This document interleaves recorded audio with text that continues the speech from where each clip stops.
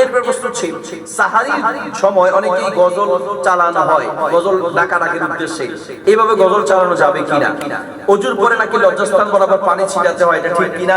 নামাজি জীবনে কুমন্ত্রণ আসলে করণীয় কি? প্রথম কথা হচ্ছে সাহারি খাওয়ার জন্য আমাদের দেশে লম্বা সময় ধরে একের পর এক গজল চালানো হয় এবং এটাকে আমরা ট্রেন্ড বানিয়ে নিয়েছি। প্রিয় ভাই, আপনি মসজিদের মাইকে গজল চালালেন, এখন গজল আপনার উদ্দেশ্য ভালো যে যারা ঘুমাচ্ছে তারা যেন উঠে সাহারি খায়।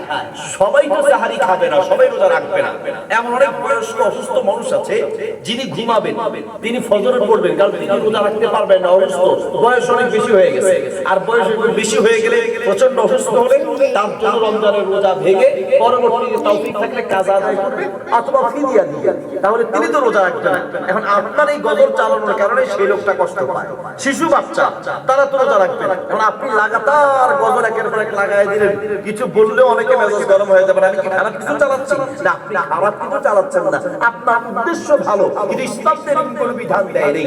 যদি থাকতো তাহলে সাহাবায়ে কেরাম সাহারির টাইমে সবারে তেলাওয়াত করতো, সবারে তারা গজল চালাইতো, ইসলামিক নাশিদ অথবা ইসলামিক কবিতা আবৃত্তি করতো, কিন্তু কোন সাহাবী থেকে এরকম কোনো প্রমাণ পাওয়া যায় না। কাজী এইভাবে মাইকে গজল চালিয়ে দিয়ে লাগাতার সময়, লম্বা সময় আপনি অন্যদেরকে কষ্ট দেওয়া, ইসলাম এটাকে সমর্থন করে না।